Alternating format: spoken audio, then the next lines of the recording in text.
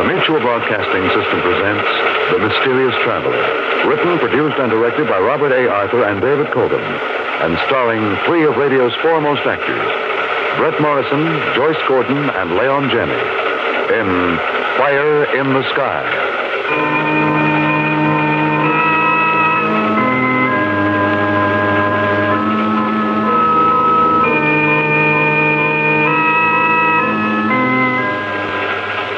This is the Mysterious Traveler, inviting you to join me on another journey into the realm of the strange and the terrifying. I hope you will enjoy the trip, and it will thrill you a little and chill you a little. So settle back, get a good grip on your nerves, and be comfortable, if you can, as we join two young people who find themselves in the strangest situation human beings ever encountered. It's the story I call Fire in the Sky.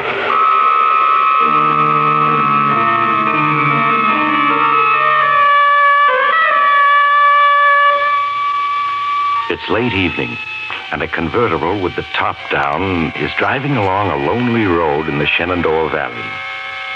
The driver is young, in his 20s. So is the girl beside him.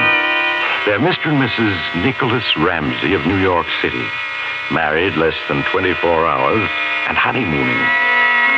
Vic Ramsey is driving slowly, for both he and Sally are watching the great golden disk which is rising in the sky above the hills to the west.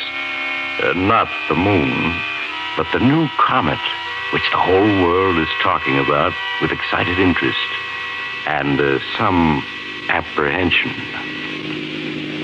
Nick, it's so bright. It's grown much brighter since last night. Yes, I know. Seems to be about half as big as the moon now. You can almost see it grow. It looks as if it were coming right at us. Well, that's just an illusion. It'll pass about 15 million miles away, the radio said. 15 million. That sounds like a lot. But I wish it were more. Oh, they said it wouldn't do much damage even if it hit us head on. Comets are mostly gas, you know. Well, it certainly looks solid. It is beautiful, though, isn't it? I'm glad we decided to drive tonight so we could watch it. Let's turn on the news and see what the radio says about it. I'll try Washington. Danny Dunn has been giving a blow-by-blow account of its approach. And so, everybody everywhere, this is your feature reporter, Danny Dunn, speaking from Washington. Well, the big news tonight is still Comet X, as it's been nicknamed. Tonight, it seems it's going to pass little old Earth a bit closer than was thought. Maybe inside 10 million miles. But it's nothing to worry about. Can't hurt us any. A comet is just gas, you know. Like some congressman here in Washington. Speaking of Washington, the president and his cabinet quietly left town today with their families.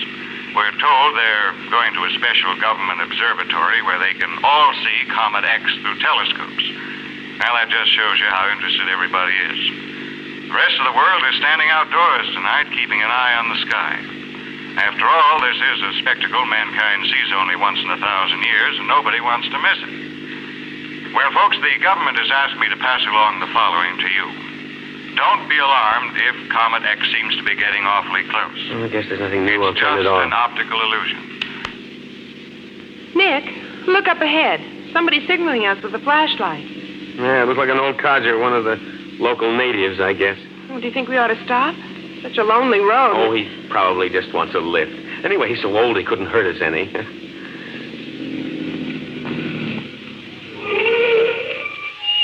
Hello, you want a lift? Oh, evening, folks. Mighty glad you come along. I need some help bad. Help? It's my partner. Rock slide fell on him, crushed his chest in. He's down in the mine. I need help to get him out. You're a miner? That's right, ma'am. Name's Jones. Jerry Jones. We got us a mine up this road about a quarter of a mile. Poor Sam hurt himself an hour ago. Been waiting ever since for somebody to come along. Well, Sally, I guess it's up to us. We can't leave some poor fella dying and not help. But, Nick, are you sure? I'm sure it's all right. Okay, hop in, Mr. Jones. We'll have your partner out just as quick as we can.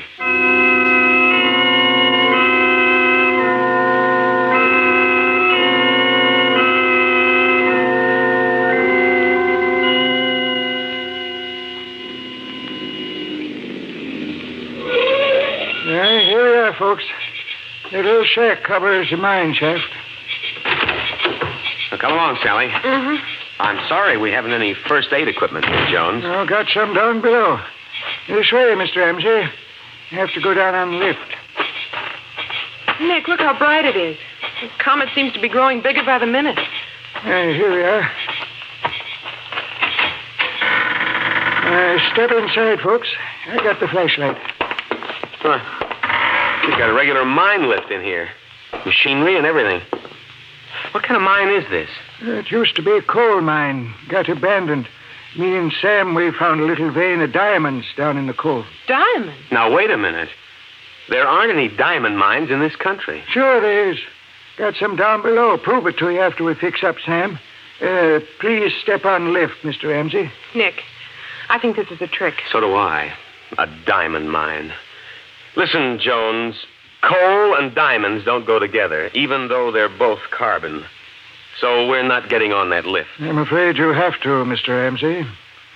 Believe me, I'll shoot if you try to get away. Nick, a gun. Now listen, put away that revolver. I don't know what kind of crazy scheme this is, It's not crazy. I'm trying to save your lives. Save our lives. You see that comet in the sky? Yes? They're calling it Comet X. They should be calling it Doomsday. You are crazy. That's enough talk. In 14 hours, this Earth and that comet are going to meet, and time is precious. Get on that lift, Mr. and Mrs. Ramsey, or I'll shoot. Believe me, no harm will come to you if you do just as I say. Yeah, I guess we'd better do it, Sally. There's no use in arguing with a madman who has a gun. Oh, if you say so, Nick. Now, that's better. Now, hold on tightly. Don't do anything foolish. You don't know how to operate this lift, and we have a 1,000-foot drop below us.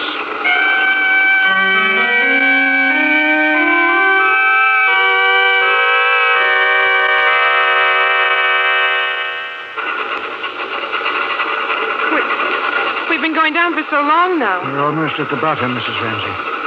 Please don't be frightened. I'm doing this for your own good. Say, who are you? You're not a native. You lost your hillbilly accent long ago. No, I'm not. It was just a crude disguise. My name is Jeremiah Jones, formerly Professor Jones. Now, we've reached bottom. The surface of the Earth is 1,000 feet above us. Now, Mr. Ramsey, if you and your wife try to attack me, you might succeed. But you'd be very foolish. You'll need me to get you out of here again. Yes, I suppose that's right. Very well. Please walk quietly ahead of me. These old mine shafts are quite level. I'll shine my flashlight ahead and you won't have any difficulty. I suppose we have to humor you, but why are you doing this? What are you up to? You won't believe me if I tell you, Mr. and Mrs. Ramsey, that you two are the most important people in the world tonight. So just walk ahead of me and we'll have the explanations later.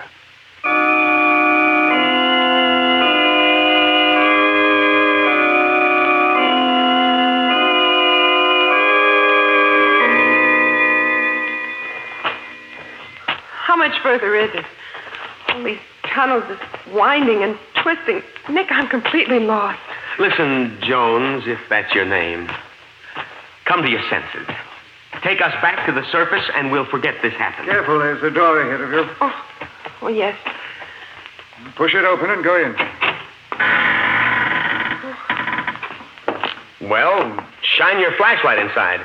We can't see a thing. You'll find a light switch beside the door. Turn it on. Nick, he's closed the door. He's locking us in. Jones! Jones!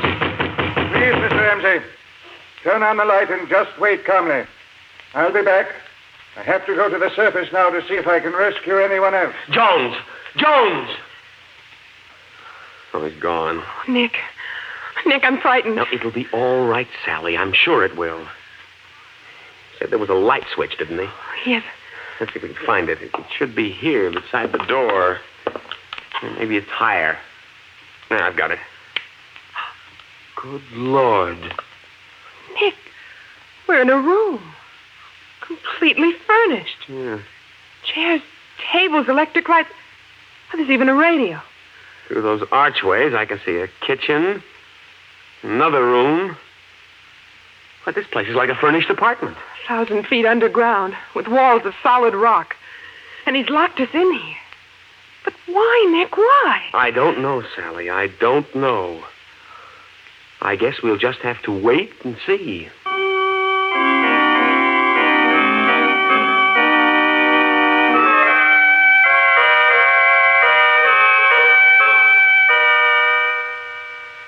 Nick, what time is it? How long have we been down here? It's 2 a.m.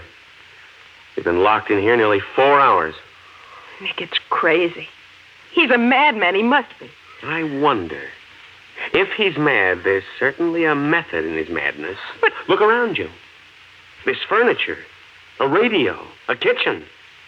There must be a generator someplace to supply these lights. That's what I mean. Only a madman would fix up an old abandoned mine like this. You know, I've just placed his name.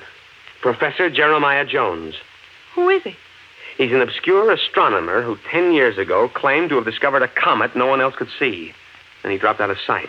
He seems to have an obsession about comets. He said Comet X should be called Doomsday. Yes, I know. And I can't help wondering. Let's turn on that radio again. I have a hunch we'll be getting some news soon. Real news. All right. Nick, how can a radio work way down here underground? He must have a wire running above to the surface. It's just music. Well, let's leave it on. Maybe a bulletin.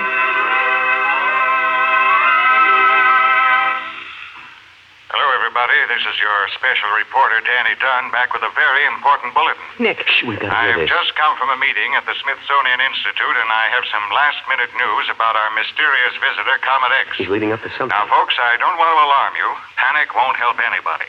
But it looks as if there may be some danger after all, and it's only common sense to be prepared for it. Oh, Nick. It seems Comet X is not holding to the course predicted for it.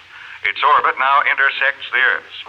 In about 10 hours, the Earth will pass through the glowing heart of the comet. Just as Professor But Jones I told us. repeat, there is no cause for undue alarm. And I have Mr. Andrew Weatherby, head of the Scientific Bureau, here at the microphone to tell you in person what to expect.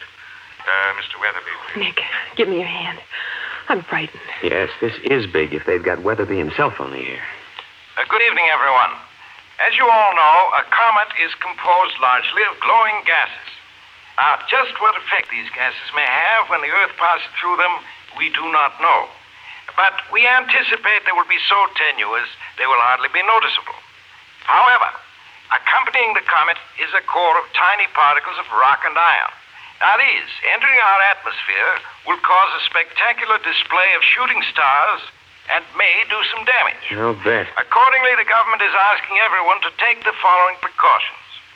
Within the next 8 hours, take shelter, underground if possible.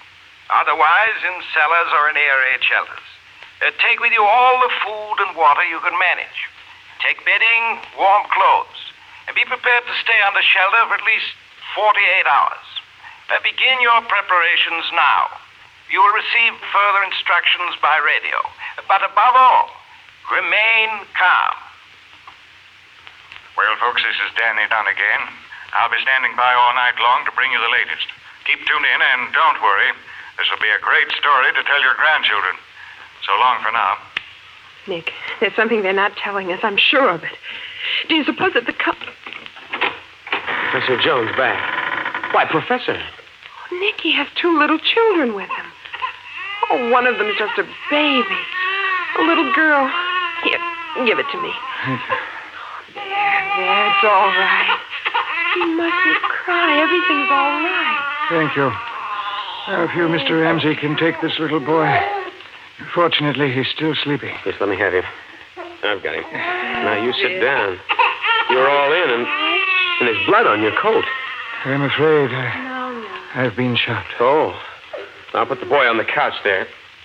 Yes, he's still sleeping soundly. Now, let me look at you. Let me get this coat off. Oh, I'm sorry, but it's got to come off. There. Oh, you've lost a lot of blood. Yes, I know it. Too much, I'm afraid. We'll have to cut your shirt loose and fix a bandage. Sally, can you help me? Oh, yes, baby's gone back to sleep. I'll put her down on the couch, too. There. Now, what shall I do, Nick? I'm going to cut away the shirt. You pull it loose as I cut. All right. How did you get shot, Professor, and where did you get those children? I went out to bring back more people to this shelter. There are no cars on the road. I went to a house a mile or so away. Family and some visitors were out on the lawn watching the comet. That's fine, Sally. Now give me something to wipe away the blood. Oh, here, my scarf. I knew if I tried to persuade them, they'd think I was crazy. I saw the children, a boy and a girl, asleep in the back room. I stole them. Baby woke up and cried. Somebody shot at me.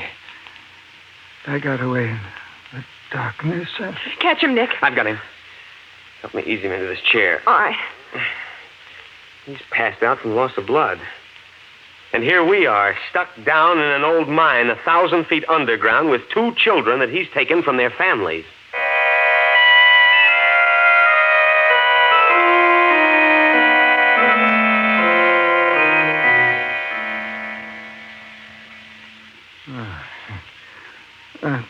Mr. Lindsay.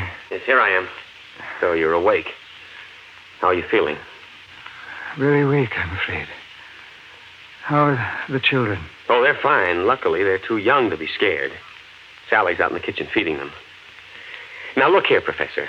It's one thing to lure us down here. It's another thing to steal 2 babies and bring them... Please, Mr. Ramsey, face the facts.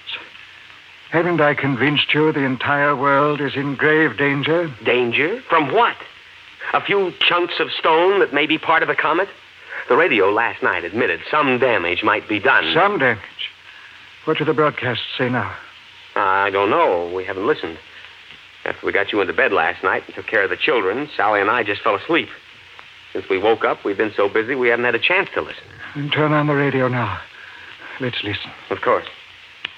While you were gone, Andrew Weatherby urged everyone to take shelter for a few days. And so, everybody, this is Dan Dunn, sleepy, but still on the job. Well, I guess you won't find anything else on the radio this morning except the comet. It's so bright you can see it blazing away in the morning sky like a baby sun. It's about 4 hours before its path intersects ours. 4 hours? I repeat again the official advice. Take shelter. Stay under cover for the next few days, but don't panic. Panic is more dangerous than the comet, believe me. I have to admit that a lot of people have unfortunately lost their heads the last few hours. Roads leading out of every city are clogged with refugees trying to get away. A good many people have been killed in the crush of crowds fleeing the cities. We have reports of hundreds of auto accidents, some looting. Fires are burning unchecked in a number of places. Firemen are fleeing with the others. Washington this morning is a deserted city. So many people here have autos, you know. They were able to get away. All the air raid shelters are full. People in them are being very calm about it. Our news from other places is a bit scanty. Some lines are down. I'll keep bringing you all the bulletins as they come in. Right now, I've got to get a little rest, so this is Den Dunn, signing off temporarily, folks. Well, are you convinced now, Mr. Ramsey? Oh, people are losing their heads because they're scared. But that still doesn't say the comet is actually dangerous to the Earth. Yes, I know. It wouldn't be if it was just an ordinary comet. But it isn't. Well, what is it then? Mr. Ramsey, the fiery head of Comet X is radioactive. Radioactive? It will envelop the world in a searing bath of atomic fire. In a dozen hours, civilization will have come to an end.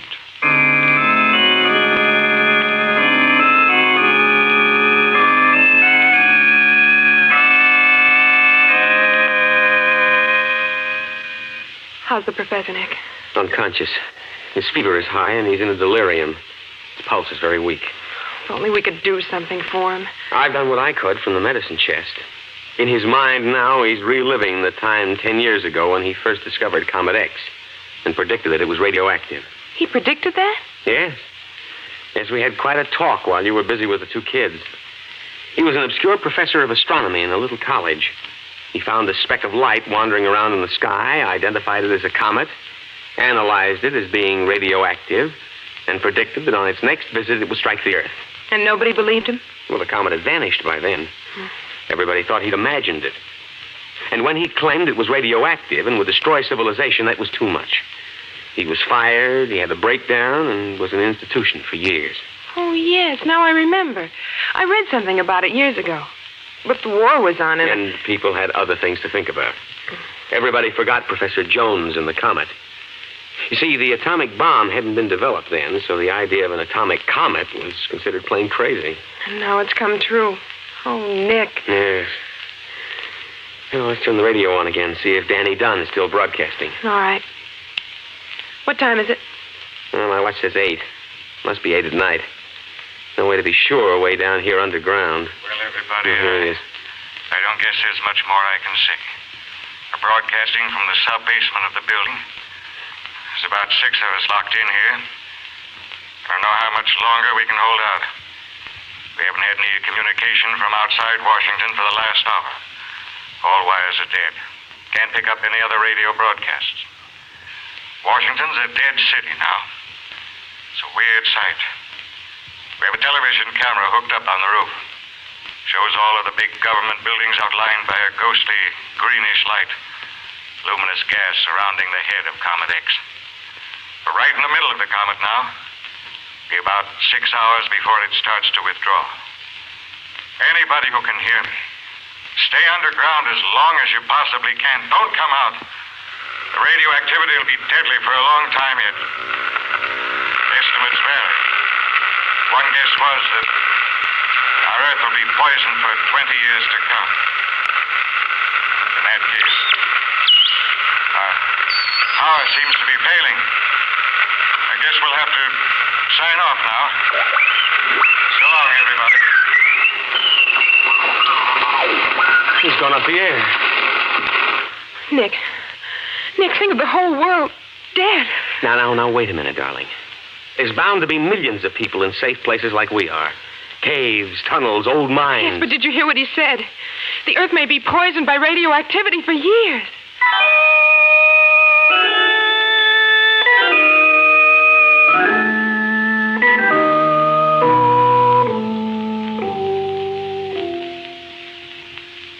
Mr. Ramsey. Yes? Mr. Ramsey. Yes, Professor? I'd like some water. Of course. I'll bring it. Here you are, Professor Jones. Thank you. How are you feeling? My head is clear, but I'm very weak. How long was I unconscious? Almost 2 days. 2 days. And the comet Has come and gone. and the world. The radio's dead. We can't pick up anything. The last report from Washington said it was a dead city. If only they'd listened to me 10 years ago. Now, you mustn't upset yourself, Professor. You did everything one man could. Yes. When I was released from that institution last year, I set about fixing up this refuge. I bought the old mine. All by myself, I brought down furnishings, machinery, food. When I tried to get a few people to join me here, they thought I was insane again. We understand, Professor. In the end, I had to resort to desperate trickery, which got you here. And we're very grateful for it, sir. And I stole 2 children, a boy and a girl. Out of the whole world, you 4 are all saved. But there must be other people alive somewhere. Yes, of course, now. By the time the surface of the Earth is livable again. Will it really be 20 years? Yes, Mrs. Ramsey. Between 15 and 20 years before the human race can once again live on the Earth's surface. But in even 15 years, the people who are still alive now... Exactly. Some will live. Human race is very tough. But they may be terribly changed. To reestablish civilization, we can only be sure of you 4. Oh, no. My dear, you mustn't be dismayed. I've planned carefully. There's everything you'll need for 20 years down in this cavern. Medicine, food, clothing, books, gasoline. You must not go above ground until it is absolutely safe. Then you will find the world changed. Animal life, plant life, it may have been altered greatly by the radioactivity, but it will be safe then. Professor, you're too weak to talk. No, I must talk now. I haven't much more time. Of course you have. You're going to get well, Professor. We need you. I wish I could, but I won't. Now listen. Build for a better world. We seem to have gotten off the track somehow. Maybe nature simply decided to be done with us when she sent that comet. I don't know. But this is a chance to start over again and do better.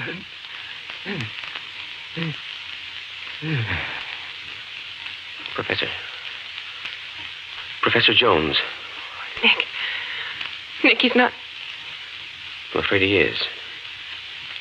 He's dead, darling. We're left. You and me. Down here 1,000 feet underground. We have to live here. For 20 years or more. Oh, no, Nick, no. Now, you can't give way, Sally. We've got too much to do. Listen. It's the baby. I've got to go to her. That's what I mean. We have to take good care of those kids. Yes, of course, Nick. Of course we do. And we'll have to give them names. We could call them Adam and Eve, but let's not. Suppose we just call them Johnny and Susie. Yes, Nick. All right, Susie. I'm coming.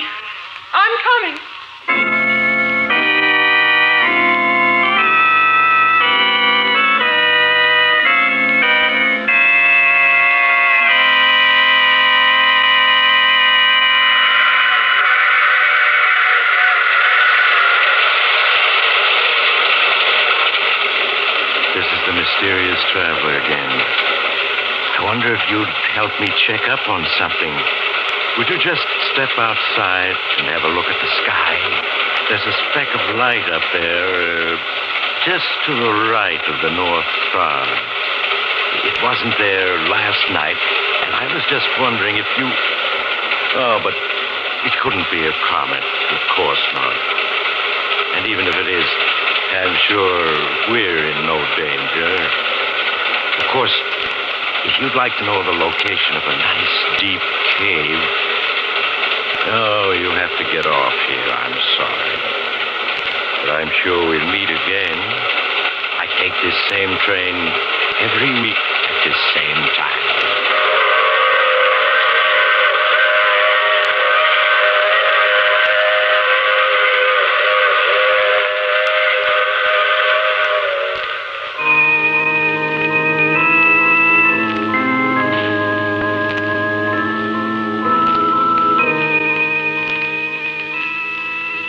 You have just heard The Mysterious Traveler with Maurice Tarplin in the title role.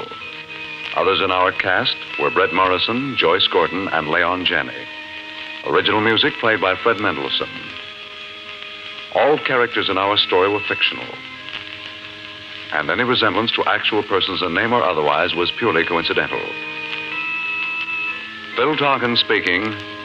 This program has come to you from New York. For news as it happens, from where it happens, listen to the Mutual Newsreel every weekday evening over most of these same Mutual stations.